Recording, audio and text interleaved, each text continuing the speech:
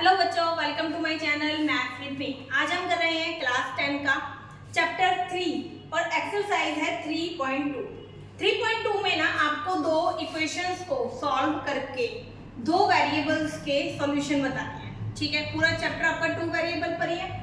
और इसकी introduction video में मैंने आपको बताया था कि यहाँ पर दो इक्वेशन को सॉल्व करने के लिए हमारे पास 3 मेथड्स हैं, जिसमें से आज एक मेथड हम करने वाले हैं सब्स्टिट्यूशन मेथड। सब्स्टिट्यूशन नाम से ही पता चलता है कि आपको एक तरफ से वैल्यू को निकालना है और दूसरी तरफ उसको सब्स्टिट्यूट कर देना है। तो चलिए आइए देखते हैं अपने क्वेश्चन को। देखो बेटा, ये हमारी है फर्स्ट इक्वेशन और ये हमारी है सेकंड इक्वेशन। ठीक है, सबसे पहले आप क्या करोगे, आप इक्वेशन 1 को लोगे और इक्वेशन 1 से किसी भी एक variable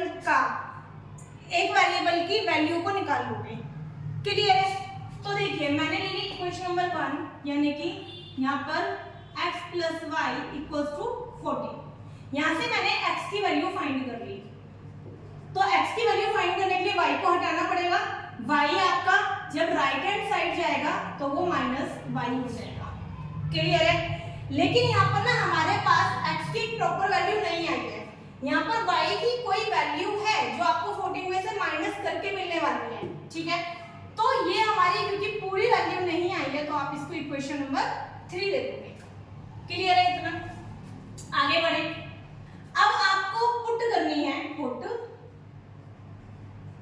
value of x in equation 2। यहां ध्यान रखना, अगर आपने वैल्यू निकाली है 1 से तो आप पुट करोगे इक्वेशन नंबर 2 में। अगर आपने वैल्यू निकाली है इक्वेशन 2 से तो आप उसको पुट करोगे इक्वेशन नंबर 1 में। क्लियर है? अब यहां से अपनी इक्वेशन 2 को नोट करिए और x के बदले में ये पूरा नंबर हमारा आ जाएगा। तो x के बदले में आएगा 14 - y। 14 - y ये हमारा इस x के बदले में आया है। यहाँ पर ये वाला y तो हमारा ऑलरेडी लिखा था और 4 भी ऑलरेडी लिखा हुआ था। क्लियर है? अब देखिए, ये y को आप सॉल्व कर सकते हो, माइनस हो जाएगा प्लस और बड़े नंबर के आगे का साइन, क्योंकि दोनों में से कोई भी बड़ा नहीं है, दोनों इक्वल है, तो दोनों के आगे माइनस है तो मैंने भी माइनस लगा दिया। क्लियर है? आगे देखो 4, ये 14 हमारा है प्लस का, ये जब इक्वल के राइट हैंड साइड जाएगा तो ये हो जाएगा माइनस का। -2y = इनको माइनस करा, फिर से बड़े नंबर के आगे का साइन, ये 2 इधर मल्टीप्लाई में है, इक्वल के राइट हैंड साइड लेके जाएंगे तो ये माइनस में हो जाएगा, सॉरी डिवाइड में हो जाएगा। जब आप इसको कट करोगे तो y की वैल्यू आ जाएगी 5। तो y हमारा आ गया है 5। अब x की वैल्यू कहां से निकालें? देखो, आप इक्वेशन 1 में रख दो तब भी आ जाएगा, लेकिन यहाँ पर देखो, यहाँ पर आपके पास एक शॉर्ट आ रखा है। अगर मैं पुट कर दूं, put value of y in equation 3, तो इक्वेशन 3 क्या थी? इक्वेशन 3 थी x = 14 - x थी, सॉरी x नहीं y थी। ये देखो, ठीक है, x = 14, y की वैल्यू 5 आ चुकी थी हमारी, उसको यहाँ पर पुट कर दीजिए, इसको माइनस कीजिए 9। तो इस तरीके से x की वैल्यू 9 है और y की वैल्यू 5 है। नेक्स्ट देखते हैं क्वेश्चन नंबर 2। क्वेश्चन 2 में आप देखो बेटा, फर्स्ट इक्वेशन तो आपके पास ठीक है, यहाँ से तो आप आराम से वैल्यू निकाल लोगे। ठीक है, लेकिन जब आप सेकंड इक्वेशन में उसको पुट करोगे ना तो थोड़ी सी मुश्किल होगी। क्यों? क्योंकि हमारी इक्वेशन ना ऑलरेडी फ्रैक्शन में है। तो इसको सही तरीके से सिंपल वे में करने का एक तरीका क्या है कि आप इस वाली फ्रैक्शन को एलसीएम लेकर के पहले एक सिंपल इक्वेशन में कन्वर्ट कर लो। ठीक है, देखते हैं कैसे। अभी सेकंड इक्वेशन को ही कर रहे हैं हम। f/3 + t/2 = 6 है ना, इनका एलसीएम लोगे 6 आएगा। ठीक है, वैसे तो दो तरीके हैं एलसीएम लेने का, आप ये भी कर सकते हो, इसको इससे मल्टीप्लाई करा, इसको इससे मल्टीप्लाई कर दिया, 2 को s से प्लस में 3 को t से कर दिया, ये भी ठीक है। दूसरा, जैसे हम कंपैरिजन करते हैं कि 3 की टेबल में 6 आता है तो ये 2 से मल्टीप्लाई होकर 2s आ जाएगा। 2 की टेबल में 6 आता है 3 नंबर पर, तो मल्टीप्लाई बाय 3 करा, 3 को t से करा तो 3t आ गया इक्वल टू में 6। अब 2s प्लस 3t को तो यहीं लिख दो, ये डिवाइड में है ना, जब राइट हैंड साइड जाएगा तो ये मल्टीप्लाई हो जाएगा, तो 2s plus 3t equals to 36। ये इक्वेशन नंबर 2 हो गई हमारी, ठीक है। आप इसको इक्वेशन नंबर 2 मत लिखना क्योंकि हमने सिंपल करके अपनी इक्वेशन को निकाल दिया। अब वही प्रोसेस चलेगा, इक्वेशन नंबर 1 से आप अपनी वैल्यू फाइंड करो। तो मेरी इक्वेशन नंबर 1 थी s minus T equals to 3, s को यहीं पर छोड़ा, 3t राइट हैंड साइड पे जाएगा, पॉजिटिव हो जाएगा क्योंकि यहाँ नेगेटिव था, तो इसको लिख देंगे इक्वेशन नंबर 3। अब इस इक्वेशन 3 में जो s की वैल्यू है, put value of s in equation 1। Equation 1 में पुट करें, सॉरी 1 से तो हमने निकाली थी, इक्वेशन नंबर 2 में पुट करेंगे। तो इक्वेशन नंबर 2 उतारते हैं, पहले इसको नोट कर रही हूं मैं, 2s plus 3t equals to 36।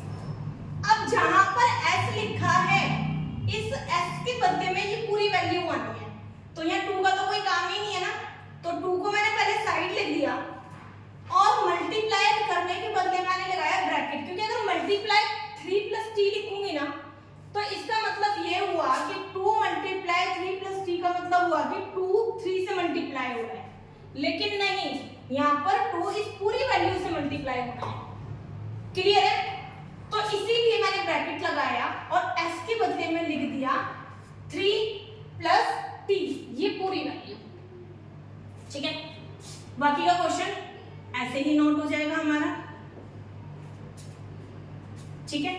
आगे बढ़े, अब ये 2 होगा हमारा 3 से मल्टीप्लाई 6 और ये 2 हमारा मल्टीप्लाई t से भी होने वाला है, तो आ गया 2t प्लस में 3t और 36 ऐसे नोट हो गया। अब t और t वाला सॉल्व हो जाएगा, दोनों नंबर प्लस के है ना, तो 5t और ये 6 विदाउट t है, विदाउट वेरिएबल है, तो ये आपका राइट हैंड साइड जाएगा तो साइन चेंज कर देगा। 5t इक्वल्स टू माइनस करिए 30, t equals to 30 by 5, multiply का नंबर है, राइट हैंड साइड आके डिवाइड होगा, कट कर दीजिए, t इक्वल टू 6। यहाँ पर हमारी आई है t की वैल्यू, अब हमें निकालनी होगी s की वैल्यू, कैसे निकलेगी, इक्वेशन नंबर 3 में पुट कर दीजिए। तो put value of t in equation 3। Equation 3 को नोट कीजिए, s equal to 3 plus t लिखा था, s equals to 3 plus t की वैल्यू देखिए निकाल चुके थे आप 6, तो 6 पुट कर दीजिए 9। तो इस तरीके से आपकी s की वैल्यू आ गई 9 और t की वैल्यू आ गई 6। चलिए अब देखते हैं अपना अगला क्वेश्चन, क्वेश्चन नंबर है 3, क्वेश्चन 1 का पार्ट 3। इसमें भी 2 इक्वेशन है, तो सबसे पहला काम है हमारा अपनी इक्वेशंस को नंबरिंग कर देते हैं, ठीक है।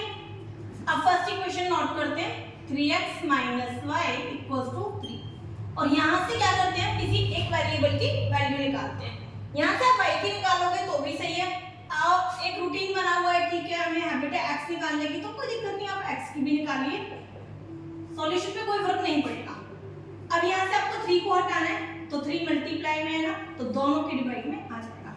3 से 3 को कट मत कर देना, क्योंकि 3 दोनों के नीचे बेटा, किसी एक के नीचे नहीं कि आप 3 से 3 कट करके इक्वल टू में y लिख दो, ठीक है, ये गलती मत करना। इसको इक्वेशन नंबर 3 दे दिया। अब हमें क्या करना है, वैल्यू ऑफ x पुट करनी है, हमें value of x in equation 2, ठीक है, यहाँ लिख देना पुट। अब इक्वेशन नंबर 2 नोट करिए, 9x minus 3y equals to 9। 9 को तो छोड़ा मैंने ऐसे ही, क्योंकि x की एक से ज्यादा वैल्यू है, ठीक है, एक से ज्यादा टर्म्स है ना, तो मैंने ब्रैकेट में लिखा पूरी x की वैल्यू, 9 ऐसे ही आ गया, और इस वाले x की वैल्यू, ये पूरी वैल्यू यहाँ पर उठा करके रख दी। बाकी के क्वेश्चन में कुछ टच नहीं करना, बाकी का ऐसे ही उतार दीजिए। अभी तो देखिए दोनों मल्टीप्लाई में है ना टर्म्स, तो ये कट हो जाएगा, बचेगा यहाँ पर 3। इसका मतलब ये हमारा आ गया 3 bracket 3 plus Y minus 3y और इक्वल्स टू में 9। अब ब्रैकेट के बाहर 3 है, ब्रैकेट का नंबर ब्रैकेट के बाहर का नंबर ब्रैकेट के अंदर के सारे नंबर से अलग अलग मल्टीप्लाई होता है। 3 3 9, 3 को y से किया 3y माइनस 3y ऐसे उतारा और 9। अब जरा इस क्वेश्चन को ध्यान से देखिए, यहाँ पर आपका ना 3y से 3y कट हो गया, ठीक है, या फिर आप मत कट कीजिए और थोड़ा क्लियर समझाने के लिए आप देखिए ये हो गया 0y और ये 9 जब आपका राइट हैंड साइड पे गया तो ये भी 0 हो गया, ये 0, ये वाला 0 जब आप डिवाइड में लाओगे तो 0/0। बेटा 0/0 आपका होता है नॉट डिफाइंड, 0/0 1 नहीं होता है, 0/0 नॉट डिफाइंड, यानी कि आपका ये जो क्वेश्चन है इसका आगे सॉल्यूशन है ही नहीं। अब क्योंकि y हमारा नॉट डिफाइंड है तो x की वैल्यू जब आप यहाँ पर पुट करोगे y की वैल्यू, तो x की वैल्यू भी क्या हो जाएगी, वो भी नॉट डिफाइंड हो जाएगी। तो इस तरीके से हमने अपने क्वेश्चन 1 के 3 पार्ट कंप्लीट किए हैं। आगे के क्वेश्चन देखते हैं नेक्स्ट वीडियो में। अगर आपको कहीं भी प्रॉब्लम आ रही हो तो प्लीज मुझे कमेंट कीजिए, मैं आपका रिप्लाई जरूर